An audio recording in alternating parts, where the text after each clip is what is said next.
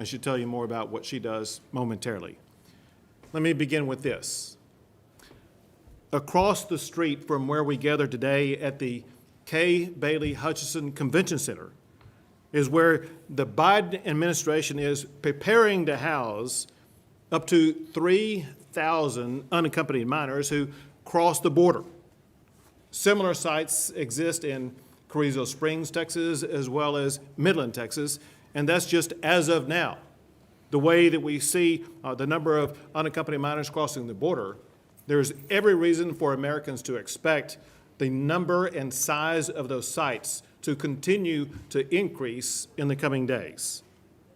These sites are a direct result of President Biden's reckless open border policies that are causing a surge in border crossings and cartel activity. The administration has yet to provide answers that Texans deserve. How long will these children be here? What countries have they come from, and what COVID variants have they been exposed to? Are they being tested for COVID, and if so, how is the administration handling those who test positive? Is the federal government following CDC quarantine protocols? What happens to these children if they do test positive for COVID, and if they do become ill, who is it that's going to be taking care of them? The Biden administration must also answer for enticing unaccompanied minors into inhumane conditions that expose these children to traffickers, to abuse, and to terror.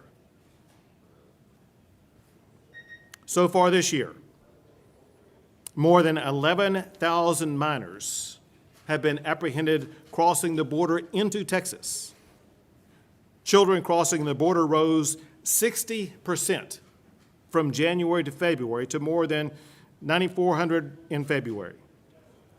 The number of migrants crossing the border is at the highest since March 2019 and is on pace to hit a 20-year high. On Monday alone, the Border Patrol took in about 280 child migrants in the Rio Grande Valley sector. America needs to know how these children, some are young children, how they are coming across the border, and who is it that is helping these children come across the border. Americans need to know whether or not these children were harmed or abused in any way. They need to know if these children were assisted, coerced, or threatened by cartel members or by human traffickers. Were they forced to carry contraband as they made the trek across Mexico to the American border? All of this is vital information that can help America combat these human traffickers and prevent other children from being victimized. Americans deserve to know what the Biden administration is doing to get those answers. And Americans deserve to know what the Biden administration is doing to go after these human traffickers who are preying upon these young children. The Biden administration, to get those answers, should interview every unaccompanied child coming across the border. They should determine if any child has been harmed in any way or victimized by human traffickers. Things like this are already being done very professionally and very compassionately for children in America who are victims of human trafficking.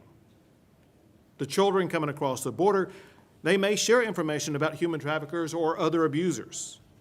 This information can help us root out human trafficking as well as other criminal activity. Now, doing these things is the federal government's responsibility.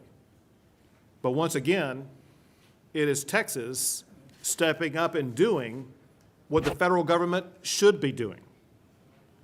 Weeks ago, I launched Operation Lone Star to help secure the border and combat the smuggling of people and drugs into Texas. The Texas Department of Public Safety has deployed 1,000 DPS officers, agents, and rangers to support Operation Lone Star. Today, we are expanding the scope of Operation Lone Star to crack down on human trafficking. The Department of Public Safety will work with the already long-standing Governor's Child Sex Trafficking Team, as well as with other organizations and agencies that have experience in dealing with human trafficking and child trafficking. The Texas Department of Public Safety has been and will be apprehending unaccompanied minors who cross the border. And when they do, they will be seeking information about human traffickers as well as other crimes that may have occurred. Today, I am directly asking the Biden administration to allow the Texas Department of Public Safety to access this facility across the street at the K. Bailey Hutchison Center, as well as the other federally run facilities in Texas, to be able to talk to these unaccompanied minors. We must get to the bottom of the human trafficking and put an end to it. The thought of any child suffering at the hands of human traffickers is completely unacceptable.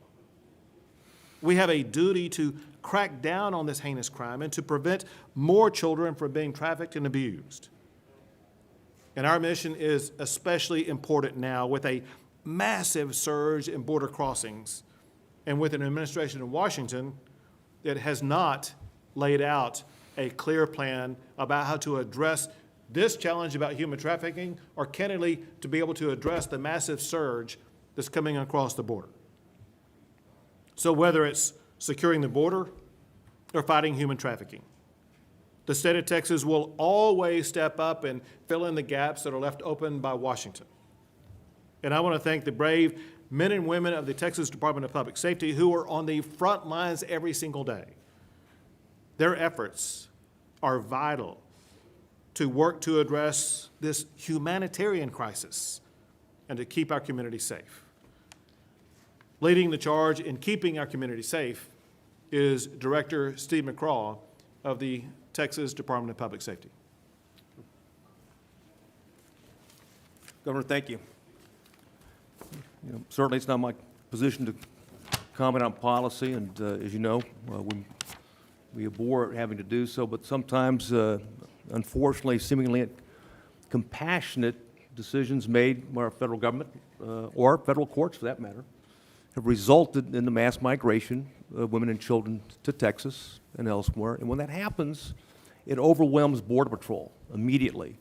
And of course, the governor launched Operation Lone Star, obviously, because the cartels are leveraging those gaps that have been created by overwhelming Border Patrol and putting them in the defense in terms of detaining and all the resources they have to commit towards taking care of these children, which they must do, which is so vitally important. And it's important that they interview each of these and find out what has happened. But I can tell you that the challenge they have in interviewing these children is this, is they've been threatened by the cartels. When the cartel says, if you talk, we're going to go kill your families, they actually mean that. And if you're in Mexico or Central America from there, they have a great distrust of law enforcement and concern, and they believe that when the cartels say that. So it's a challenge to detect those things and work this. But in Texas, as the governor pointed out, we cherish children. It doesn't matter where they're from, and we have an obligation to pursue all crimes against children, regardless of where it happened. And unfortunately, many of these children, when they're brought across, are preyed upon by individuals amongst the smugglers, by the cartel operatives and others. So the challenge for us is in supporting the Border Patrol, stepping forward and doing what the state of Texas expects, is ensuring that even on the front line, our troopers are trained in interdiction and protection of children, identifying the indicators where children have been abused, when they have been sexually assaulted, and people that accompany with them that are suspicious.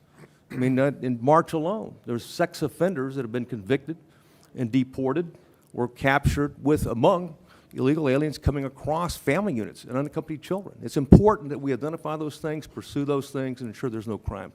What's often not mentioned, we recognize that the gaps create that methamphetamine, cocaine, heroin, fentanyl, if you got a drug problem in the U.S., it's coming through the border. We recognize that, and they're exploiting children for that purpose.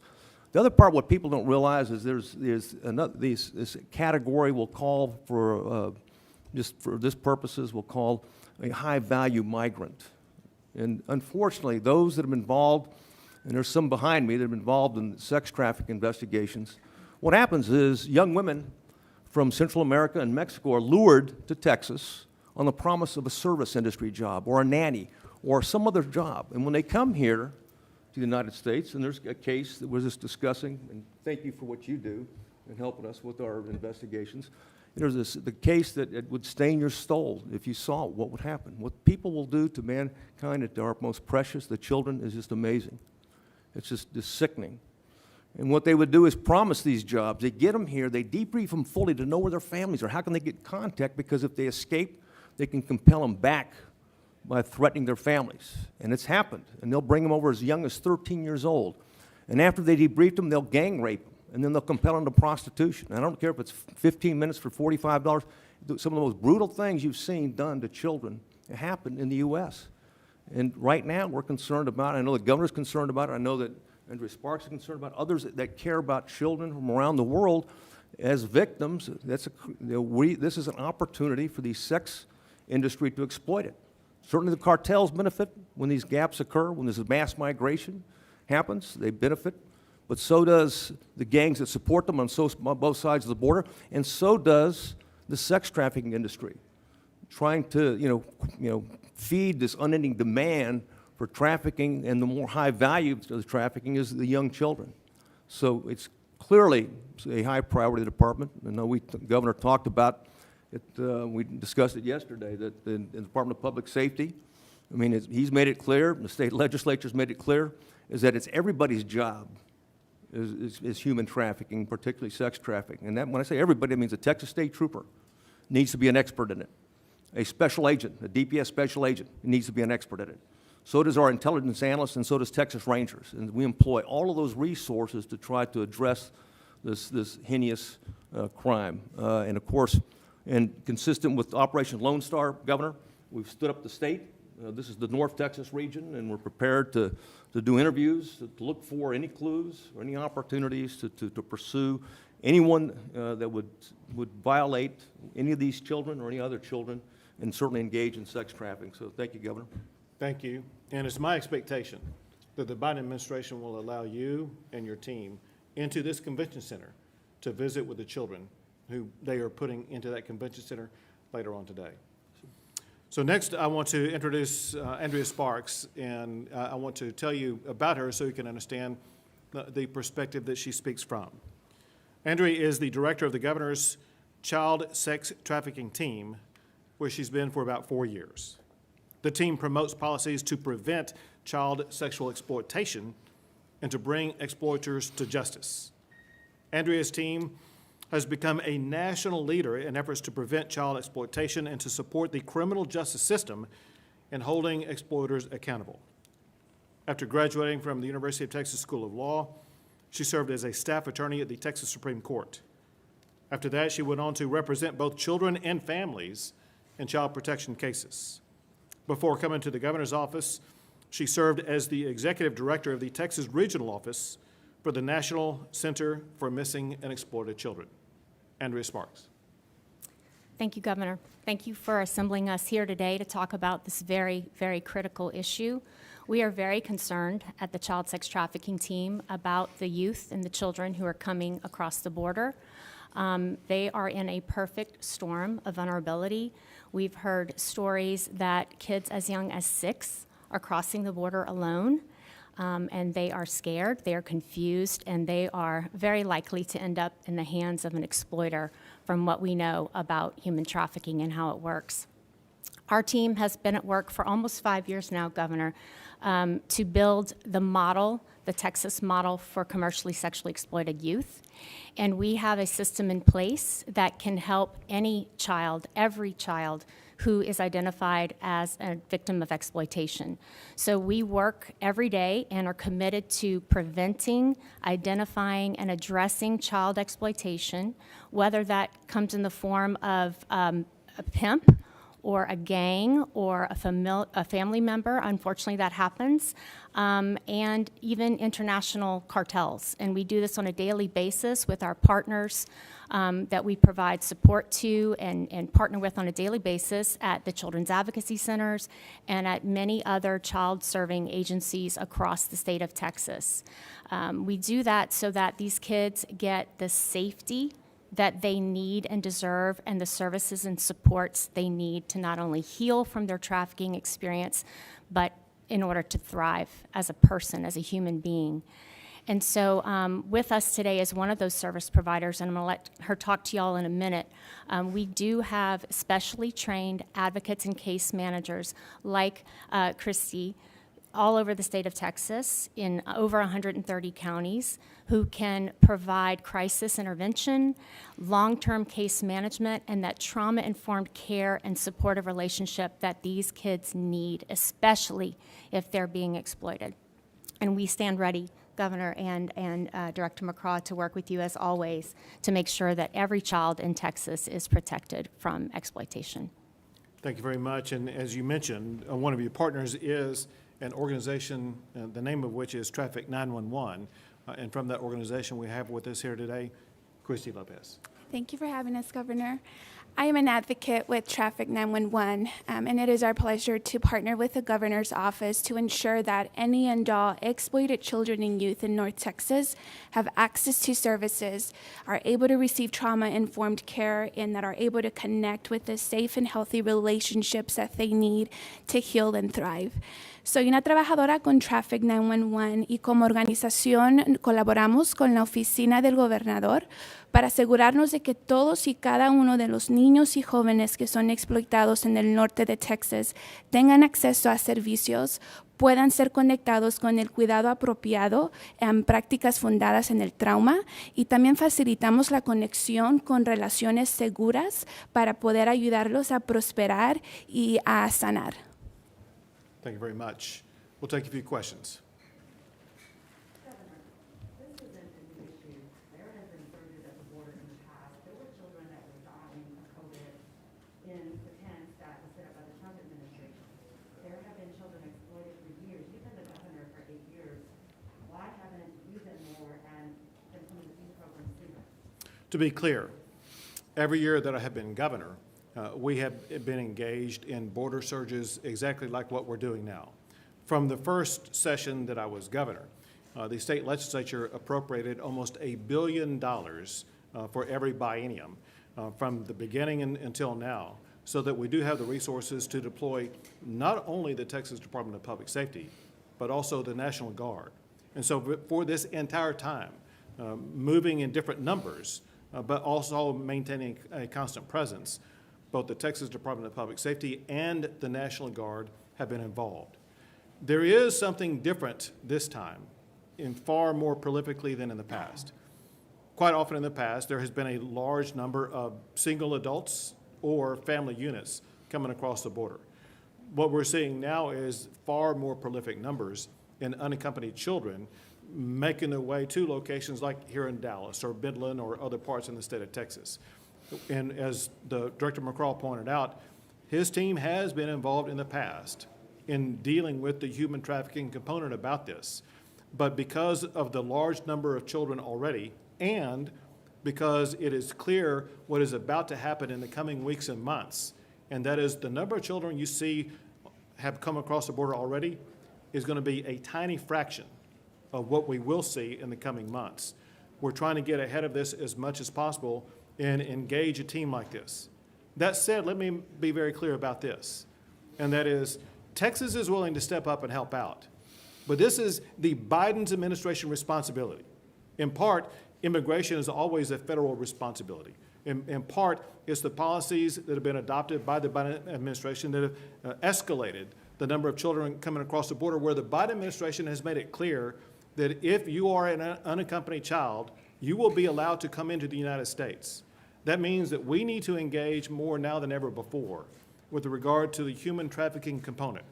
That said, again, to be clear, my expectation is today the Biden administration will step up and do its job to address the human trafficking component about this. If they fail to do so, for one, they should answer to Americans why they are failing these children in this human trafficking enterprise. But also, if they fail to do so, we will use every tool that we have available to us to fully address this challenge. These children coming in were already held by the former administration. That is the Republican administration of former President Trump. It's not like these children are newcomers who found themselves in here. They are children who are being held in inhumane circumstances, and the Biden administration is trying to make sure that the image of America is not soiled, doesn't become this bad image of see what they are doing to children. So giving them over to FEMA and HHS is basically an institution of the American federal government that is going to take care of them, but they will still be within the confines of American government, and you are part of that government. Are you politicizing this issue, or why do you think that the inhumane methods should be used? These children should suffer if they are victims of child trafficking. If that is what is being done to help them, why are you against what is right? Why are you making America look bad before the international community? Several things in response. As I've made clear, Texas, as a state, coming out of our own state budget, have been very aggressive in dealing with the challenges coming across the border during the entirety of my governorship and then preceding my governorship. Texans should not have to be coming out of Texas taxpayer pocketbooks to do the federal government's job. During the course of our response, Director McCraw and his staff with the Texas Department of Public Safety and others have been engaged in this process of trying to root out the human trafficking element. But let's clarify something that you said that I disagree with. The Biden administration opened the floodgates to any child who wants to come across the border is going to be able to come across the border. And I know from what's going on the ground, they are completely ill-prepared for this. One easy example, and that is when the amount of children coming across the border turned out to be far more than what they expected, they had no clue where to send those children. On, what was it, Saturday night, this past Saturday night, there was an email sent from Federal Health and Human Services to my staff at 9:30 p.m. that I did not get until about 10 p.m. on Saturday night, where Federal Health and Human Services, they were scrambling to try to find some location where to send those children. And they eventually wound up deciding over the night those children would be going to Midland, Texas, without knowing whether or not there's running water or workable sewage or what the conditions may be. They were scrambling, talking to other locations around the state of Texas, trying to find a location for the children who were coming to Dallas, Texas. The Biden administration is completely not prepared for the number of children coming across this border. And the worst thing about it, however, and this is maybe the most important thing I could tell America right now, what the Biden administration is doing by allowing any child who wants to come across the border to come here, it means that he is going to subject thousands upon thousands upon thousands of children to the horrific trauma, maybe assault and human trafficking that these children have to go through as they make that trek through the border. I urge President Biden, do not traumatize these children by enticing them to make this trek. President, you have the ability to put an end to this and ensure the safety of these children by not enticing them into that very dangerous trek. Governor, the first point that you made today was about the potential spread of the coronavirus and that these unaccompanied children may add to that spread. There are people out there, Governor, respectfully, that will say you dropped the mask mandate last week, you lifted all coronavirus restrictions. To those who say you aren't the right person right now to be speaking about potential additional spread of the coronavirus, what would you say to them? When we make decisions about opening up, which, by the way, when I made my announcement, Texas was already open up 75%. So we went from 75% to 100%. And that decision was based upon several different data points. It was based upon the reduction in the positivity rate, which the last I saw was yesterday. It dropped down to 6% for 2 days in a row. It was based on the dramatic reduction in hospitalizations, which is the lowest in 6 months. The positivity rate is the lowest in almost 10 months. And the vaccines have just continued to increase. Very importantly, we look at those who are most in danger of either losing their life or being hospitalized because of exposure to COVID. And those are people who are age 65 and older. And well over 55% of the people who fall into that most vulnerable population for COVID have received a vaccine shot.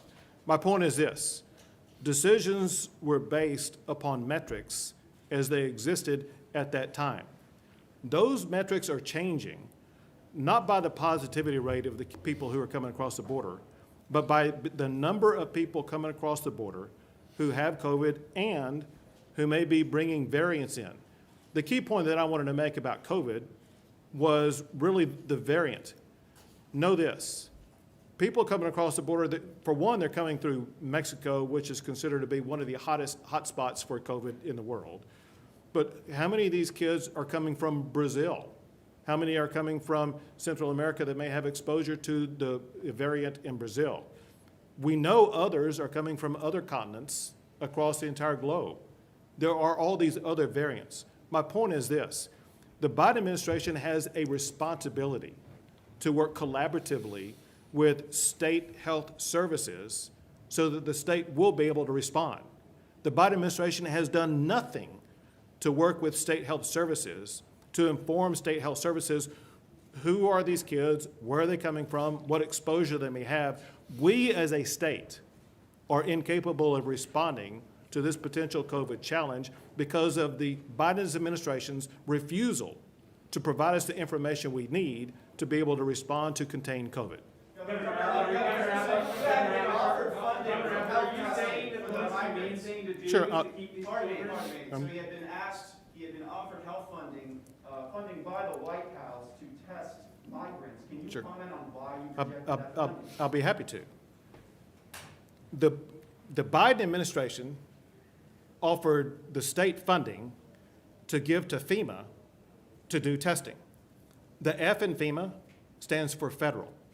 The federal government has the full capability of giving money and COVID tests to FEMA without even having to talk to the governor about it. They did not need my permission to get that done, as was proven by the fact that they have done it since my refusal to participate in it. All they wanted to do, that was a political game by the Biden administration where they wanted to try to have Texas assist them in their illegal immigration program, which we refused to do. The federal government has the money. They have the federal agencies, whether it be FEMA or Federal Health and Human Services or ICE, where these tests can be run. To be clear about this, if the Biden administration is doing it correctly, I'm going to explain the process. First, when a person comes across the border, they first encounter typically a Border Patrol officer. That Border Patrol officer, after the detention, they have to turn them over to ICE. And it should be ICE when they first go into a holding situation. It should be ICE that performs the test, that performs the quarantine, that performs the medical assessment. And that is the responsibility of the federal government, not the state government.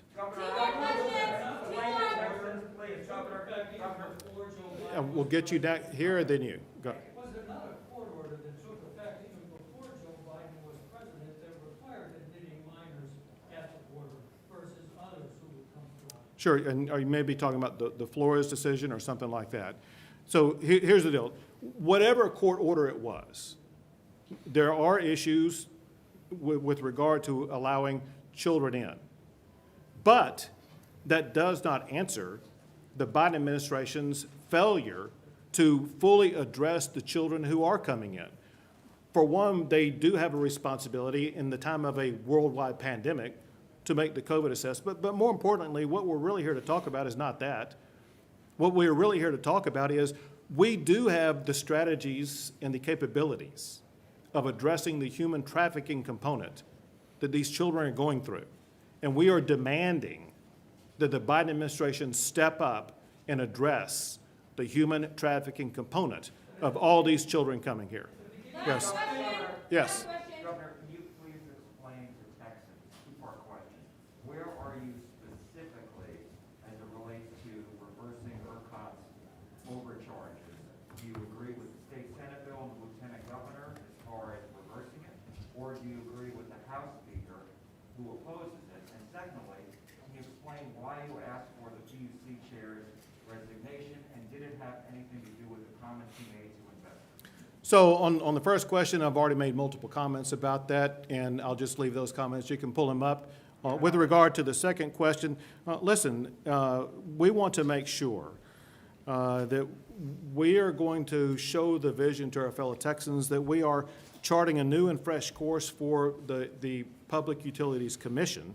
And the action that I made is one of many steps that will be taken to achieve those goals.